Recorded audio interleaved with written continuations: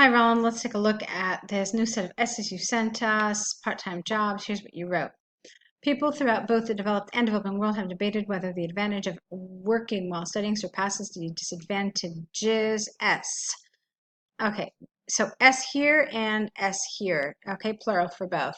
Some believe that studying, get rid of the, and working,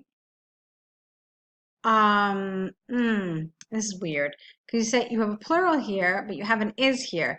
So, how can we fix this? Let's say there are a couple different ways. Some believe that studying and working simultaneously is better than just studying. Maybe that would have worked.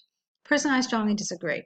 This essay will argue the downsides of studying eclipse. Why? Because the downsides eclipse the upsides, using examples from the UK government and Oxford University to demonstrate points and prove arguments. Fine. On one hand, there is ample evidence that studying and working can benefit the student. The central reason behind this is twofold.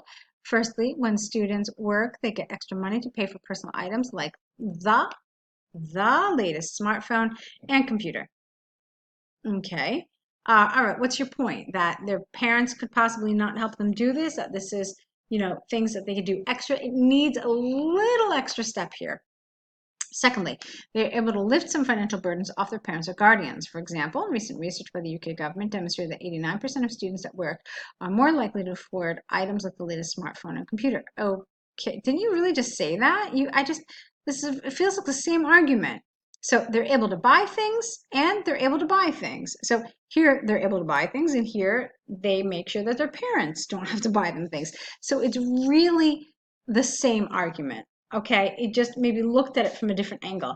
What could you have said as another advantage? Well, you could have said that they learn time management skills or that they learn how to adapt and how to get by in a professional atmosphere. And these are skills that give them an edge over their counterparts who only study. All right, so those were some other arguments, but this really feels like one argument not really well developed, okay?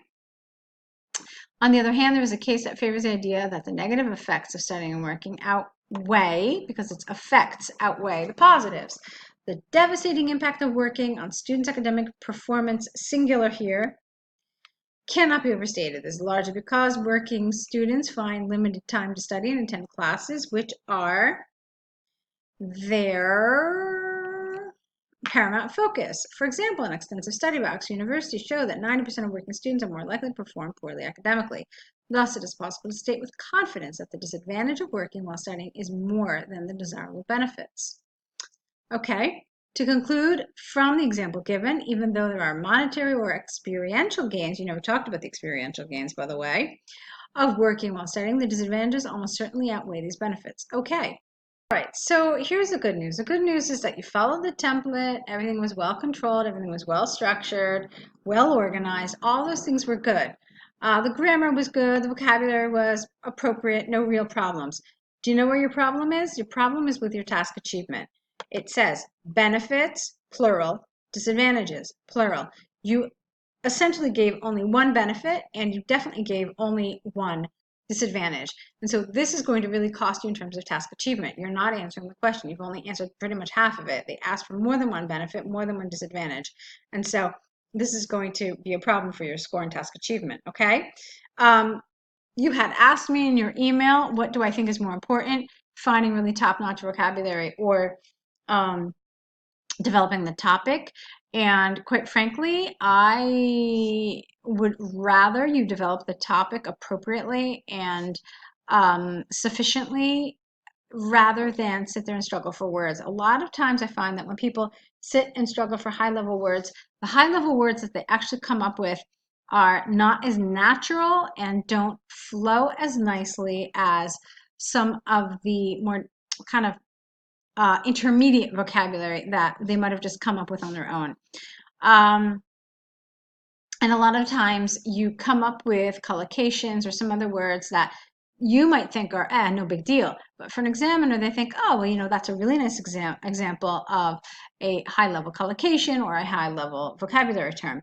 So I would tell you to about developing your topic fully and then worry about vocabulary. Okay, so that's my feedback here, and now I want to go to your task 1.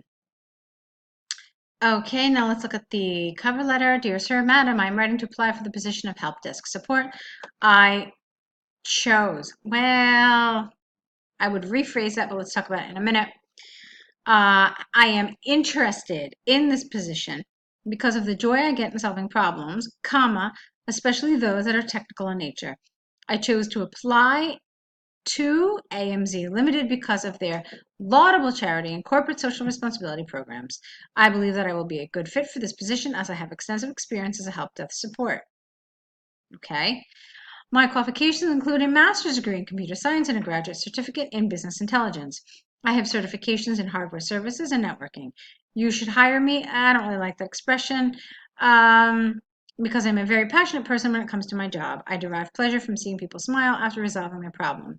All right, let's fix some of this. I see that you're trying to talk about energy and enthusiasm. So I would rephrase this, you should hire me. It doesn't really sound very professional. Let's change it instead to something like colleagues describe me as a very passionate person when it comes to my job. And then you can say the rest of it. I've been working as help desk support at Dunes Technical for over 3 years, and during this time I have gained extensive experience in troubleshooting, system upgrade, and customer services. Service, singular, no? I believe this experience and more makes me, that's awkward.